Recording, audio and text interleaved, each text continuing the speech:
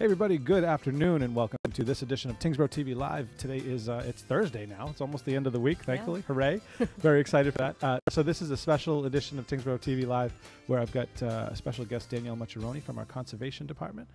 She's the director for the department, and she's going to talk about the rain barrel program, which we've chatted about numerous times over the on my news broadcasts, and also the stormwater management program that's going on. So thanks for coming on today, Danielle. Appreciate you being here.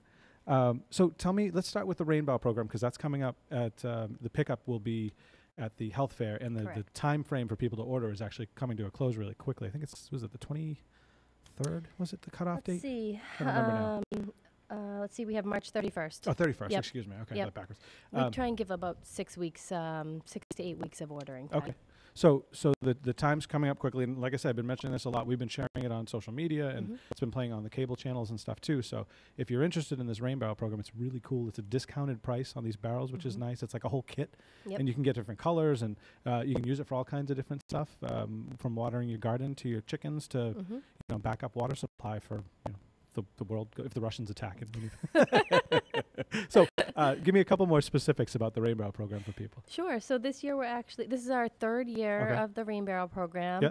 This year we're actually partnering with Pepperell.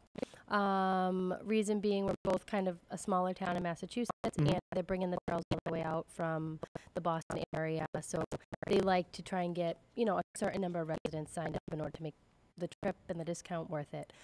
So it sounds like a lot of times smaller towns might band together and do one pickup day.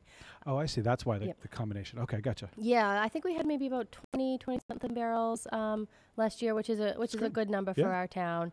But I guess, they aim for the trips to be more around 30 to 40 barrels. So that's why we decided to partner this year with Pepperell.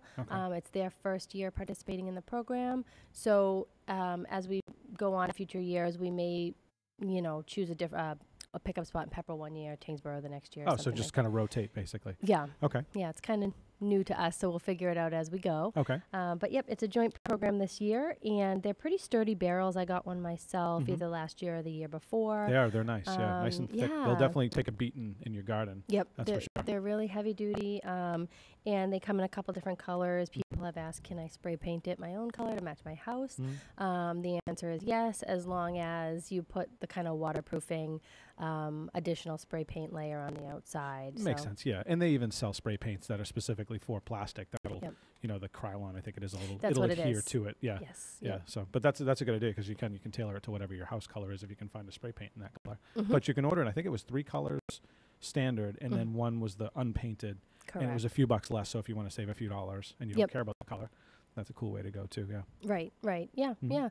So, you can hook it up to your gutter. I'm using actually mine at home without a gutter. So if you have an area where the rain kind of gathers naturally, like you can from still your house, use it. from where the roof comes together. Okay. Yeah. Yep. Comes together right in a point. So we actually put it on our porch, and we use it, like you said, we use it to fill up a watering can, or that type of thing. And actually, my son uses it for his squirt guns. Oh, so we don't have to turn the hose on. Yeah. That's awesome. So yeah, there's a lot of uses for them, and there is people ask a lot of times, is there a way to keep mosquitoes out? It does come with a net like screening that comes on top that you secure in place to prevent any mosquitoes from going in there. As you mentioned, there's a couple different options for where your spout can go. So very down low if you're using a gravity feed and having it connect to your hose, or higher up if you're using a watering can, like we do. Yeah, they also have a rain gutter diverter specifically for this too. It's like a unit that you cut into your gutter line coming down, and you can divert the water into the barrel, or in the wintertime when you don't want it to go there and freeze up, you can divert it back so it'll go down the regular gutter system. So it's kind of a neat little thing. I don't remember how much it was, but they're not very much money. I know, I'm trying to think, maybe $20. Yeah, 20 or 30 bucks I think is ringing a bell, but that's another neat addition. But they're really cool. So I used one at my old house, and I haven't set one at my new house, set one up at my new house yet, because I haven't figured out where I'm going to put my garden. But I had hooked mine up to a drip irrigation system, and it worked amazing. I could open the thing up in the morning, and it would drain out as the day would go on. And I did this on like the really dry periods. Yep. And the rain would come and fill the thing back up again, and it worked really well. And even though the gravity level, the level of the barrel was kind of close to where the drip was, it still worked good. It still would get all the way to the end of the system, and yeah, it was really cool. It was a neat setup, but they're handy for sure. Might want to have you do a workshop on that at some point. I just fiddle around. I mean, I literally learn as I go with that stuff. But it's super easy. I mean, it's really as simple as some plastic tubing and putting the emitters where you want them, and you can reuse it every year. So it's pretty good stuff, and very inexpensive too. Along with the rain barrel. I mean, I think for my setup, I had it covering probably about say 150 or 200 square feet of garden space. And I think I probably spent no more than $75 to $100 on all the stuff to make it happen. So, and you don't have to sit there with a hose. That was my benefit. I didn't have to sit there and like hose everything down and to water it every day. You just open a valve and walk away, come back an hour later or whatever your timing is, and there you go. Yeah, and you don't have to worry about if there's water restrictions or you're in a period of drought. You know, you can have your own water that you're watering your garden with. Right. So one other note on that is, if you're using, so if you have well water, you're probably fine. But if you have city water, there's chlorine added to your water system. And even some houses add chlorine as well if you have the filter systems in there. But you don't want chlorine in your plants because it can kill off the good bacteria and stuff in the soil. So that's another benefit, is you're using natural water, I guess we'll call it, as opposed to something that's been processed through a plant and then had stuff added to it, chemicals and whatnot. So another nice benefit. Yeah. So one thing to note is that it says on the flyers and on most of the promotional material that the pickup is at on Saturday, April 6th at the Board of Health Fair. And it does indicate from 10 to noon. The health fair itself is from 9 to 1. So I will be there in that time frame. So if you can't exactly make it from 10 to noon, if you have to come a little bit earlier or a little bit later, that's fine. Good. Okay. So people get a little flexibility there. Yep. And people in the past, if they're not going to be around that day or on vacation, then we can coordinate keeping your barrel here for pickup or drop off as time allows. So there is that option. In addition, there is flexibility if you can't make it that day, also to purchase through another town, another surrounding town. So Chelmsford, Westford, a lot of these towns have a similar program, and we had residents who either missed the deadline or this or that and then end up ordering it and just going to pick it up at the other town's pickup day. Oh, okay. You don't have to be a resident. We have invited also Dunstable residents to participate in this program as well, because we advertised in the Neighbor to Neighbor. Oh, right. So which goes all over the place, Yeah, so as long as you're willing to come to Tyngsborough Health Fair to pick it up, you can order it. So the nice thing is it's not limited just to Tyngsborough. And if you go on their website, thegreatamericanrainbarrel.com, I'll actually show you guys real quick. You can pick you can pick the town you want to say you're from, basically, but you could basically be from anywhere. I don't think they're really going to care as long as you order a rain barrel. It's the idea of getting them out there, I guess. Correct. I would think. But yeah, go to the greatamericanrainbarrel.com and you can sign up. And where is it? Down towards the bottom is where you actually enter in. So right down here on the left corner, shop community programs, and that's where you'd enter in your state and your town.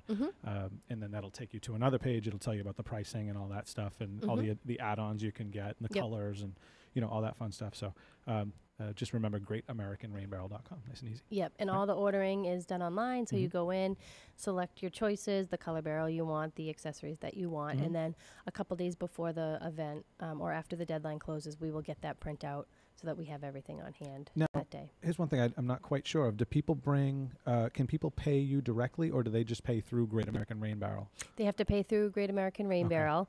And in particular, I know at the health fair, there's no real, vendors take exchanging money or anything like that. So that's, another reason why it's best to do it through the website, especially because they'll coordinate everything. They'll bring the barrels. And, sense, we'll just get the checkoff list. And in case you're wondering, you should be able to pick up the barrel by yourself. No problem. We can help you, but they're pretty light when they're empty. So that so that shouldn't be an issue. Almost everyone has been able to fit it into their car, including smaller sedans. I had a Civic, and I was able to fit the barrel in the back. So you can literally open up one door and slide it right in. Only one, though. You can't get more than one barrel. That's right. They're a little big. Yeah, I think we did have one person who ordered 2 barrels. Oh, really? And we thought we could fit one in the front seat and one in the back, but we weren't able to. So Yeah, not so much. yeah. But if you're just getting one, you should be all set. Yeah, you should be okay. Before we move on, I just want to quickly mention, first I want to say hi to Dolly. Hi, how are you? How are you doing? Thanks for watching. And secondly, don't forget you can watch this broadcast a whole bunch of different places: Facebook, YouTube, TyngsboroughMA.gov, and Comcast 8 and Verizon 29. And if you have any questions about any of this stuff, feel free to leave a question in the comment section. While I have Danielle here, she can hopefully answer them, or I can answer it. And then later on after the fact, you can always email sbrogan@TyngsboroughMA.gov or send us a message through Facebook. That's an easy way too as well. So, but any of this information you are looking for, if you want to just go straight to the source, GreatAmericanRainbow.com for the barrels, and then all the other information is on the conservation website for the stuff we're going to talk about later. So, cool, good, all right. Yeah, so what else? So let me see. So that might be it. The barrels will be essentially dropped off the Friday before the health fair, and so we're still figuring out exactly where the booth will be, but we invite everyone to kind of come in, check out the health fair, and pick up your barrel at that time. And we'll also have additional info at the booth just about the conservation department and stormwater and some of the initiatives that we're working on as well. Excellent. So let's we'll move on now. So let's before we get into the stormwater thing, tell me a little bit about the conservation department and what exactly that entails. Like what are the things that you oversee in the conservation department? Sure. So there's a lot going on in the conservation department. We oversee all wetland permitting. So any project that's taking place within 100 feet of a wetland or wetland resource area, we have to review that project and approve that project. Okay. Anything in or near the floodplain and anything within 200 feet of a river. And so that takes up a lot, at least half to 3/4 of our time, unfortunately, when it's busy around here. Yeah. Because any deck, any pool, anything from a small project to a larger project in those resource areas has to be reviewed and approved. So we go out, we do a site visit, or I go out to a site visit. Sometimes commission members come out as well, and then it's on the agenda. And if it's a larger project, the abutters within 300 feet will get notified. So, that whole process does take up a lot of time. But in addition to that, we work on managing and overseeing the open space in town. So we're working actually on getting, additional trail signage, online trail maps that might be easier to find and view. So there's a lot going on in that respect with open space. Okay. And I think we talked about in a previous session, the Long Pond Shores project, where we're trying to get, our first kind of ADA compliant trail onto one of our open space. Very exciting stuff. Yeah. So that's one whole component. And then in addition to that is the stormwater work, where EPA has mandated that all towns get a permit for their stormwater infrastructure in order to discharge stormwater into the nation's lakes, wetlands, water bodies. Yeah. So that's basically the check on the town to make sure that we're not dumping raw sewage or something like that. Correct. I imagine, right? Yeah. Yep. Or just maybe raw runoff or whatever. Or anything hazardous. Anything hazardous. Yeah. Okay. Yeah. Interesting. Yeah. So that's going to be a huge new component of the conservation department. And it's not just not just residents that have to get permits. The towns actually have to get permits. That's correct. interesting. Yeah. Yeah. Think about that. Yeah. So it's kind of flipped. So, for wetland stuff, the conservation department is overseeing residents who need permits or private, parties who need permits. For stormwater, we're actually managing the town's permit that EPA oversees. Okay. And so this permit has been in place since 2003, but was recently renewed by EPA in 2016, rewritten and issued this year with over 200 more requirements in it that the town will be responsible for implementing. Wow, that's a lot. That's a lot of stuff. So, yeah. Let me ask you a question before we get into the stormwater stuff. If somebody builds a deck, say, and it's inside that wetland, or even any structure for that matter, what are some of the things that can happen? What are some of the penalties, I guess? Because it's something I don't know either. I'd be curious to know what that would be. And for residents at home, they might be curious too. If I built in there by accident or didn't pull a permit and built a deck, and then, what can happen, I guess? Sure. So if it was an activity that would have been allowed and would have been permitted and everything looks okay, then typically we recommend a retroactive filing. Okay. So you essentially go through the steps of filing your permit. You still hold your public hearing. Abutters are still notified even though the work is complete, but you're kind of getting it officially on the record that you did the work and that it was done correctly and everything signed off on. If the work was done and it was something that might not have been permitted, such as filling in a wetland or something of that nature. Very bad. Right? don't do that. That's a no-no. Yeah, big no-no. Huge. In that case, it would involve some kind of restoration plan. Oh, so, okay. And all on their dime, I imagine, to fix. Correct. Okay. Yeah. So it would involve submitting a plan to conservation for how you're going to restore the wetland resource area that was disturbed. So maybe some excavation might need to occur if there was fill in there, and there may need to be plantings, wetland plantings that may need to be done in order to restore the vegetation, and typically monitored at least over a 2-year time period to make sure that it takes and that it, So if somebody wants to do a project, how do they figure out find all these details? Like if I'm so close to a wetland, I have to now get a permit from the conservation director. Where can they go to find that information? So a lot of people call or come in, and I'll look up for them their property. I can also go out and do a site visit if it's not clear from the maps. One thing that's kind of neat that Jason, our IT specialist, is working on that should be up and running soon is MapGeo, which will allow residents to be able to easily go on, and you can put on wetland buffers, you can put on floodplain, you can put on all these resource areas that we're talking about, and you can see how it overlaps with your property. And so you can see if you might fall into one of those areas. And the caveat is that all of those maps are created remotely, so they're never 100% accurate. So many times the wetlands on the ground are larger than shown on the map. But it's a good place to start to see. Okay. So basically the takeaway, though, is before you build anything, whether it's a deck or a shed or something, what have you, in addition, make sure and check, just like you would with Dig Safe or check with, obviously, your building commissioner before you build anything. Do that. That way you don't end up getting caught like, oops, I forgot to do this, and now you violated some wetlands restrictions, and either had to go back and have meetings or maybe had to fix whatever it is that you messed up. So I feel like most people, they're not going to do it nefariously. They're going to, they don't realize, I'm 10 feet too close, or something like that. So just check, basically. Yeah, and it honestly usually gets flagged too at the building permit stage, because all the departments sign off on that. Oh, so that's right. If something did come through and it was, I look up the address, I see if it's close to a wetland or a resource area, and if it is, then I'll make a comment that they have to get a permit first through conservation. Do you check every one that comes through? Every single one? Yeah? Yeah. Oh, okay. Wow.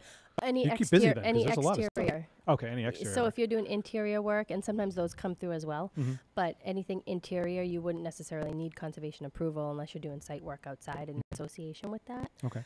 Or if you'd be storing things very, very close to a wetland. So most interior projects are just completely exempt and would be signed off on no problem. The other projects I look up, the project site, and make sure that it's all set.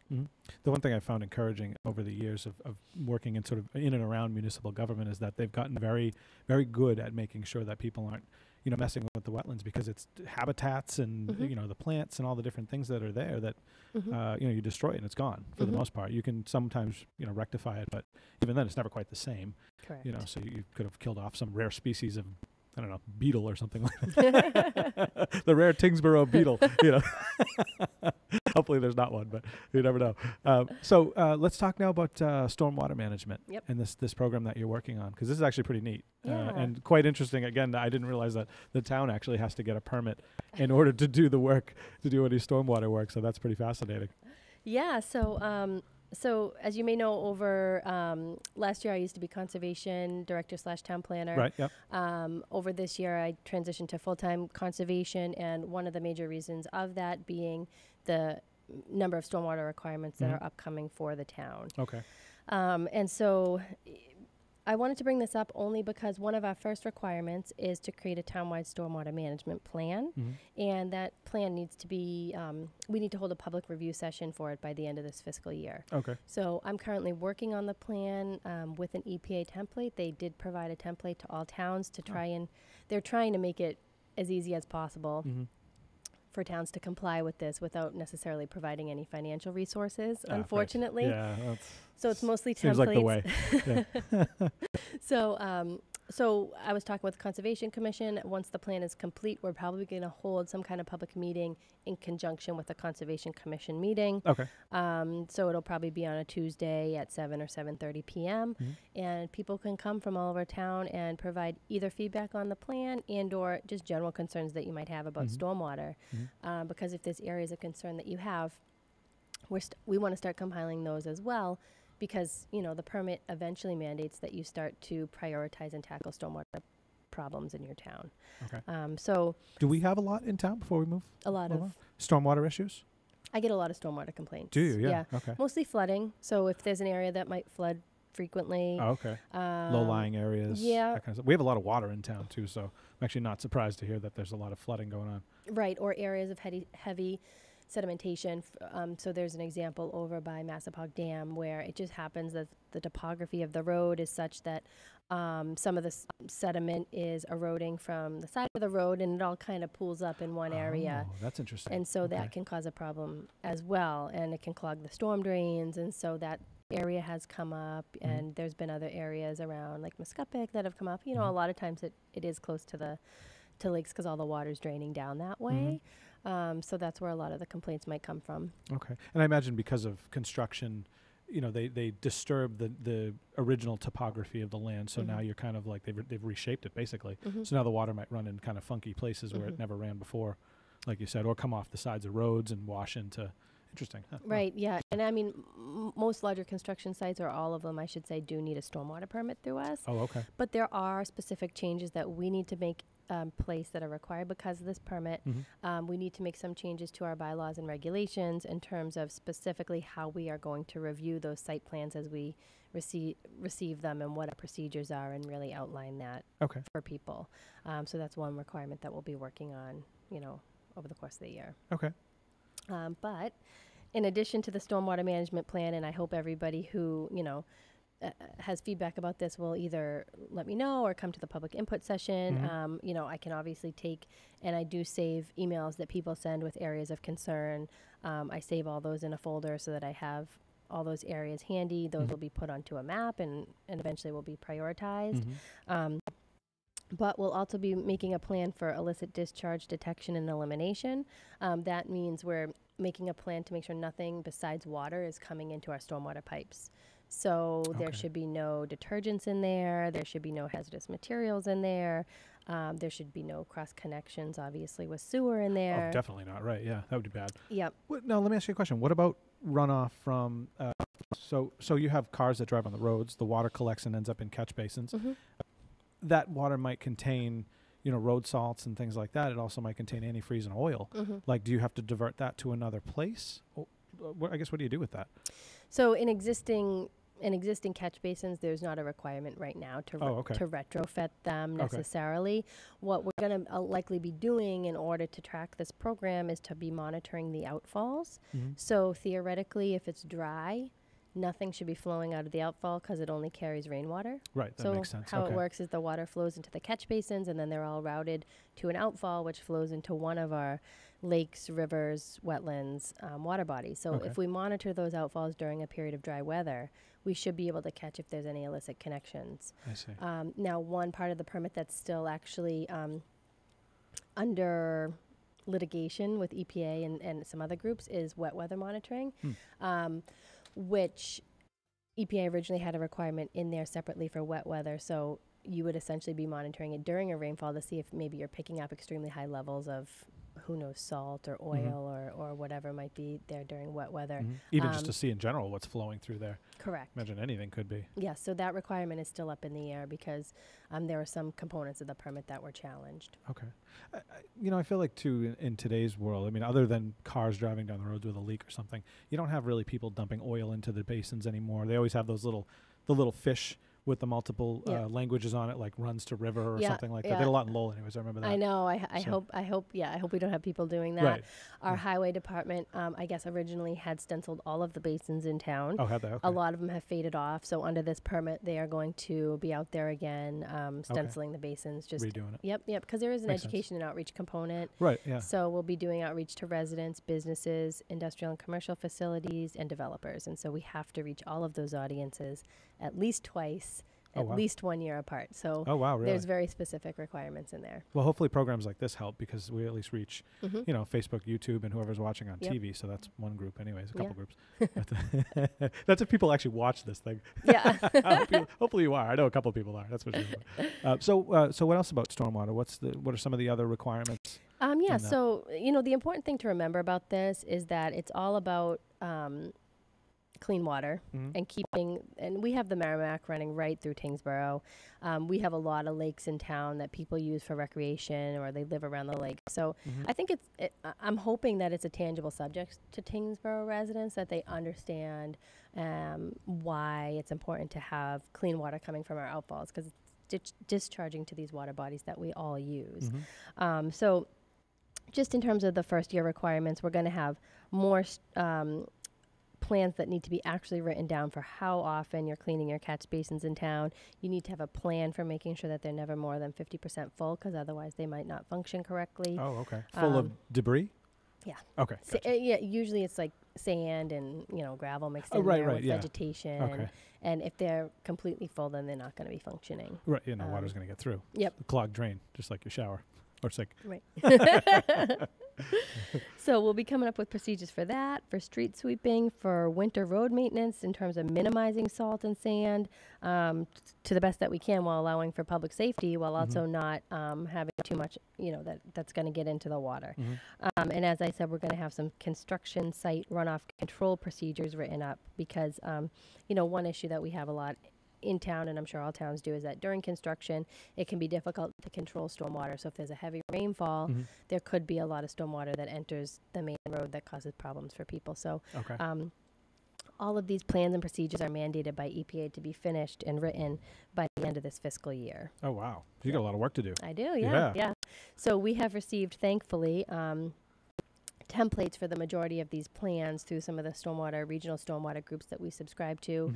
And they're set up very easily so that you can easily plug your town's name in, and then you can take a customized approach and take out things that don't make sense or add in things that do make sense. And, the whole point of the surrounding towns in this area participating in these regional groups is to save money for the town, to do things as efficiently as possible. And so if there's already templates, that are out there, then we're going to use them to get started on for these programs. Okay. Let me ask you this. Was there an incident in the state or anywhere else that caused the EPA to suddenly want to really look more hard at this? Or is it just in general they were like, oh, well, we're kind of missing the boat on this, so let's jump on it? Did something happen to cause That's a good question. What happened is that years and years and years ago, the main cause of pollution was from direct discharges. Okay. So maybe from a pipe, you typically think of a pipe discharging into a water body, and maybe there was chemicals or something coming out of that pipe. So like paper mills back in the day. Correct. Or whatever, chemical plants. Yeah. Yes. And so what happened is now that's largely under control through discharge permits through EPA.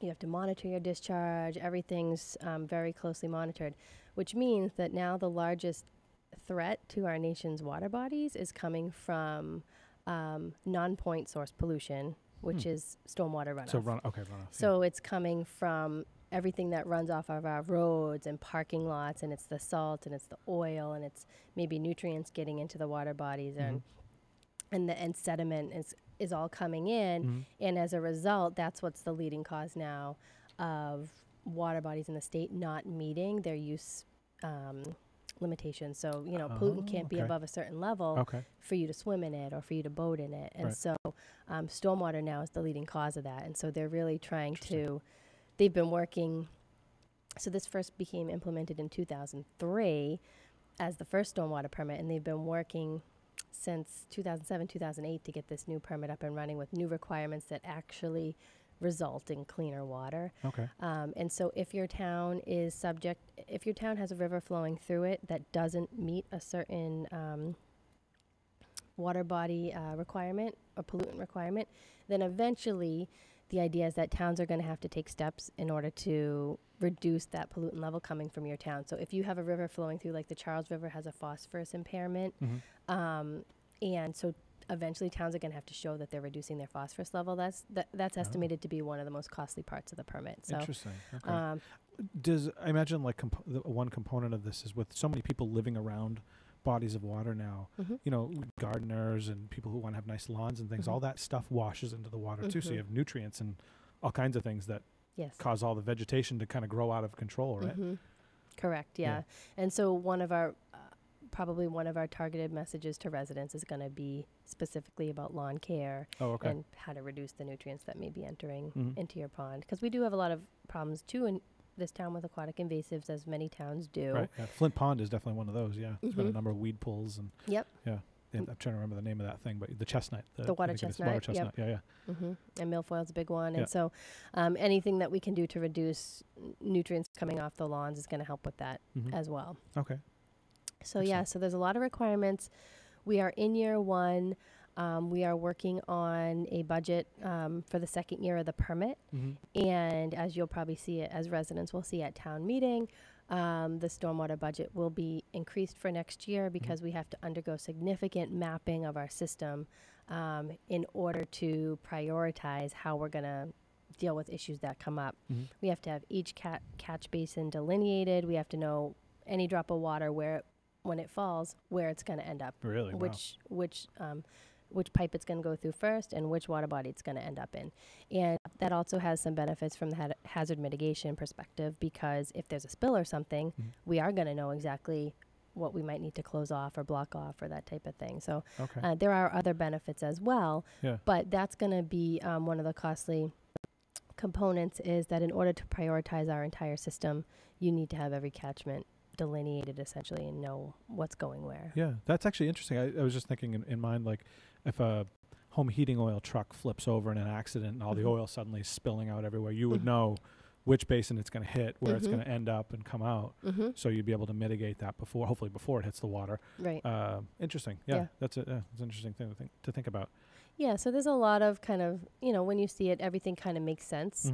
But because some of it involves field work and GIS, computer work, GIS work, it can be expensive because, we eventually will have to map our storm drain system down to 2 centimeters accuracy. Wow. So that's going to be 2 people going out in the field, with a high accuracy unit to map the system. Like literally walking the lines of the stormwater pipes. Correct. Wow. Yeah. That's a lot of work.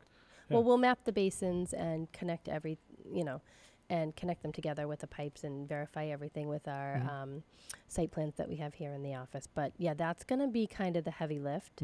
And once the mapping is in place, then the heavy lift will be if there's any projects that we need to implement to fix it. So those are kind of the more costly items. The education and outreach, we're going to do everything in-house. The plan writing, we're going to do with templates. Anything that we can do in-house or with templates, we're going to try and do. So it's kind of the more fieldwork-based components and the computer-based components where you might need a specialty in order to do that. Oh, I see. So for residents going to the Springtown meeting in May, this will be one of the things that you'll see on the agenda. And actually, if you're concerned at all about the environment, you should be at your town meeting anyways. But if you're concerned at all about your local environment, this is your opportunity to go vote on a program that will actually help to safeguard all that stuff, and not only raise awareness, but also map out, like you said, everything that's there, and then hopefully mitigate any, we'll call them disasters in the future, things like that. Right. So. Yeah, I mean, the good thing about it is, yes, you'll see an increase in budget for that. There's actually a new stormwater department that's going to be created. It's all going to be under there. Oh, okay. But hopefully it's something where residents will see tangible benefits from improvements that are made to the stormwater system. So, that's hopefully as we get better maps and as we can implement these plans, hopefully there'll be tangible benefits to water quality improvements, flooding, all of that kind of issues that we deal with. As it sits right now, in your opinion, I guess, how does Tyngsborough rank amongst other towns in terms of their stormwater? I know it's probably a tough loaded question, but how are we doing, I guess, as we sit right now? Are we really bad? Is it moderate, or is it really good? So that's a good question. I think there's some other towns who are have put more resources a little bit into the planning component. Okay. As I mentioned, we're part of a stormwater collaborative. It's called the Northern Middlesex Stormwater Collaborative. There's, I think, 13 towns in the collaborative. Okay. So we've heard from towns like Drake-it, who's investigating maybe a stormwater utility, a stormwater enterprise fund to fund the program. They're working on doing a flyover to estimate the impervious surface on each property in order to fairly assess the properties, because all of this pollution is coming from impervious area, which is an area like cement or pavement or a building where rain falls, it cannot get through. Okay. And I know Westford has engaged over the past 2 years, I think, on with a consultant to do a very, very in-depth stormwater management plan. So, I think there's some other towns who have been starting the planning stage a little bit sooner. It's been a little bit difficult in here because we don't have a town engineer. We don't have a DPW department. I think probably besides Dunstable, we're maybe one of the only towns in that collaborative that doesn't have a DPW department. We didn't have a town planner until recently. So I think that, maybe the staffing wasn't there in order to get to that point, although we're trying now to get, obviously, as much done as we can in order to meet the EPA requirements. But I think it is, a little bit difficult because I go to a lot of these meetings and usually it's a town engineer who's there or a DPW director. Oh, I see. And okay. I'm one of the only towns where it's just the conservation department. So, it's difficult. It's not going to be something we can do with one department. Probably over the course, we did approve at town meeting to hire a town engineer. That's unfortunately still in the works. Right, yeah, it's still hanging out there. But yeah. Soon. That's what we're told anyways. Yeah. But, I wouldn't be surprised if this requires additional, resources going forward from additional staff members. It's something that's not just going to be one department. It really requires a lot of collaboration. I mean, sounds like you're managing and maintaining, infrastructure that's out there and trying to improve it and trying to understand what the issues are. And so it's really this cross between conservation, engineering, and highway department. And Jim's been great. He's going to help review all the plans. He's agreed to implement. Jim being Jimmy Hustins, our highway foreman. Okay. Yes. Yep. So he's been really helpful, and he's been involved. But obviously his resources are strapped too. So we'll know more over the course of the next year, the additional in-town resources that we might need to comply with this permit once our stormwater management plan is in place. Okay. And we really look toward timelines and departments that are going to be implementing these programs. Now, how about funding for, say, repairs, construction, things like that? Would that end up coming from the state? Or partially from the state, or would it come from the town at a town meeting vote? That's one frustration about the permit for a lot of towns is that there's no funding coming from EPA or from the state in order to implement this permit. That's why a lot of towns are looking toward a stormwater enterprise fund, which is similar to a sewer or a water enterprise fund, which is where all the users pay into it a small amount in order to pay for the system improvements. And that's, really what, like I said, the big lift going forward into the future is going to be managing and maintaining and improving the stormwater management system and the pipes and the catch basins. And so that's... I imagine, like with sewer, it's very expensive or can be very expensive depending on the areas you're going through to put this piping, or make repairs or any of that stuff. At least it's not sewer flowing through it, sewage rather. Right. But still, there's still probably a decent cost. So that'll be the expensive part. And obviously we can try and get creative. We can try and apply for whatever grants that we can. Right.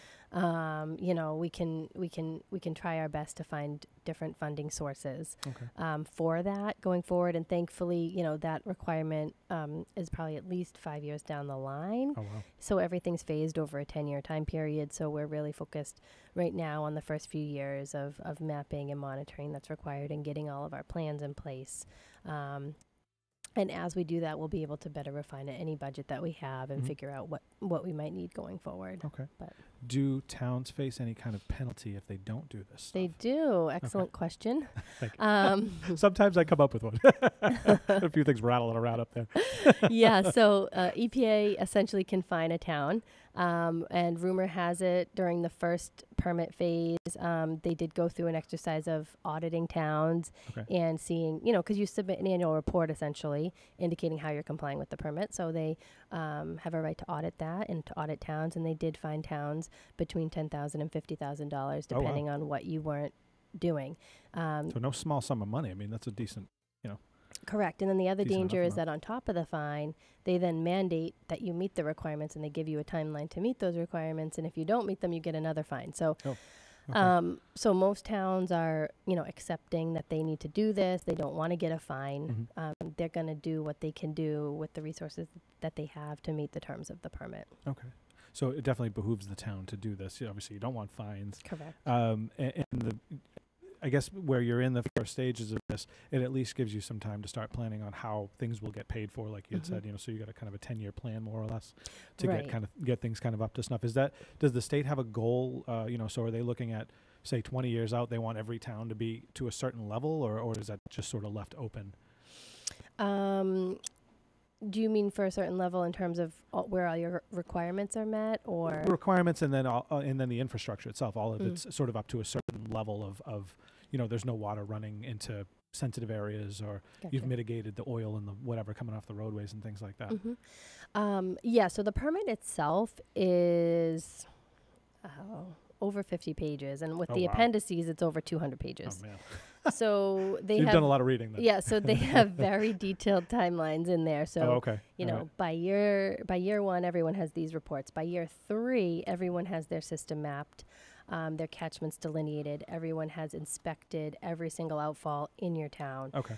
By year 5, you might have your wet weather monitoring started, and by year 6, you might need to have a plan for which town-owned properties might need a retrofit in order to fix the stormwater that might be coming off that property. So they do have very specific timelines in there.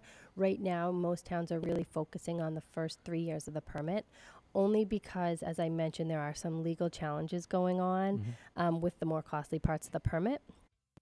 And those are the parts that weren't supposed to be implemented since past year 5 anyway. So people are kind of focusing on year 1 to 3 while this plays out in the courts, and see what we might be required to do going forward. Oh man, that must be fun for all you guys. You're not only are you trying to keep up with all this, but like you're waiting to hear like what are the courts going to say about this specific line, and will you have to do it or not? Yeah. How will that play? Very interesting. Okay. Yeah, and one issue was this permit hadn't been issued by the time we came up with the budget for this fiscal year. So, we only have $500 in our stormwater budget for this fiscal year. That's it. Wow. That's impressively low. Well, yes, yeah. Also in the budget was the increase in my salary in order to work on the stormwater. Oh, I see. Okay. Work, and so that is, the reason that we're trying to do some of this in-house with the templates, as I mentioned. But yeah, a lot of towns just didn't have anything because it was hard to ask for money if you didn't know if the permit was actually going to be in place or not. I see. EPA then came out with the permit after everyone's budget was finalized, and it was implemented in September. And so June will be the end of the year 1 of the permit. Okay. Wow. Very interesting. So ultimately, for takeaways, folks should just kind of think about, I guess, that this is going to be on the upcoming town meeting, and you'll be voting on this to appropriate funds to complete this process, at least the year 1 part anyways. Correct. And then obviously, I imagine in year 2, year 3, you'll see other warrant articles on the town meeting to approve other funds for other parts of the project, correct? Yes, yep. So you'll hopefully be seeing notices about our upcoming public meeting on our stormwater management plan. Once that's drafted, we'll have it up for review on our website. So feel free to take a look. It says what we're going to do, what tasks we're going to do, what year we're going to do it in, and which department is going to take the lead on that. Okay. And then you'll see at town meeting a stormwater department created, and you may see as we move forward updates to the bylaws that may also have to do with stormwater and requirements that EPA has as well. Okay. So for anybody wondering at home, if you're watching, by the way, thanks to everybody who is watching and for the nice comments, go to tyngsborough.ma.gov if you want to get more information about all this stuff, because you'll post it on the conservation page. So go to tyngsborough.ma.gov, departments, and then conservation, and you'll find all the information you want, as well as the information about the Rain Barrel program, which is pretty cool too. Yep. Any final thoughts on this? Any other things you want to hit on before we wrap it up? Yeah, I think that's it. I mean, yeah, like you said, if anyone has questions, just reach out to me. If you have areas of concern, I have people email me all the time. So like I said, yeah. So I'm keeping track of all of those, and we're gonna make a map, plot them out. So really, hopefully, this will be a benefit for the town, a benefit to the residents. It will cost a little bit of money, but it's something that I hope is worth it, because it's going to result in infrastructure improvements and ultimately water quality improvements. Yeah. Just never forget that, 1, you live on that water if you live next to it, or it affects you somehow. And 2, you drink that water probably. Correct. Even if it's sitting in a lake or a river, that's part of the water table. So that comes up into your wells. And if you're downriver, you're, in Lowell and so on, you're drinking that water directly after treatment. So that's, you don't want to mess with your water. That's right. Without that, we're all done. Yeah. We're in big trouble. Yeah. So yeah, you definitely don't want to ruin that. And mitigating that. I think this is an excellent program. I'm actually surprised that it hasn't been something that's had a heavier focus a long time ago, 20 years ago or more. But they have been doing little bits, but it seems like now it's really, hey, we got to check this out. So that's really cool to see. Yeah. Again, don't forget to look for the public input meeting. Is that going to be here in Town Hall, or are you going to do it at a separate place? I think it'll be here. Okay. I'm guessing it'll be here in this room right now, unless we, for some reason, anticipate a larger crowd, in which case we'd probably have to go to Old Town Hall or something like let's that. have it here. Yeah. No, just kidding. Have it anyway. And then also watch for this stuff to show up on your town meeting agenda, your warrant articles. So there'll be some information there. And I'm sure you're always going to be available for questioning. So just go to tyngsboroughma.gov. You can get Danielle's email and office phone number. If you have any other questions and you can't get to her for some reason, you can always email me, sbrogan@tyngsboroughma.gov, or send us a message through Facebook, and I'll pass it on to whoever, to Danielle or whoever else you want to include on it. So thanks, Danielle, for coming on and talking about all this stuff. I'll do the best I can to promote it. And, when you have information to get out, just let me know. And we'll bring it to the residents as best we can. Great. Try to get it out there, and hopefully at least that meets that component for you. I know, right? That's always helpful, right? Yeah. And it's free, right? It doesn't cost you anything, so that's always good. And thanks everybody for watching. We really appreciate you guys sitting in and listening. Again, any questions, contact Danielle. She can give you all the answers for the conservation stuff, or email me, sbrogan@tyngsboroughma.gov, or send it through Facebook. Don't forget also all the places you can watch this stuff on: Facebook, YouTube, Comcast 8, Verizon 29, and at tyngsboroughma.gov, as well as all of our past programming, old meetings and things like that, which is if you're trying to keep up with this, you can watch the old meetings. And also don't forget to like, comment, share, subscribe, because that really helps us speed up Facebook's algorithms, so that we can actually get this stuff out to more people without having to pay Facebook to promote that stuff. It annoys me they have to do that, but whole other story. Anyways, so that helps it also to show up in your news feed. So if you interact with our pages, then you'll actually start seeing our content pop up. And also share it with your neighbors, because you might live next door to somebody who doesn't know this stuff. Whether you share a video or you just tell them in person, it might be somebody who's just not on social media or watching TV or whatever. So just let them know that this stuff is happening as well, because very important, obviously. Drinking water is ultimate to our survival, so definitely keep an eye on that. So anyways, I'll get off my soapbox. Thanks for watching, and I will see you all next time. Bye, everybody. Bye.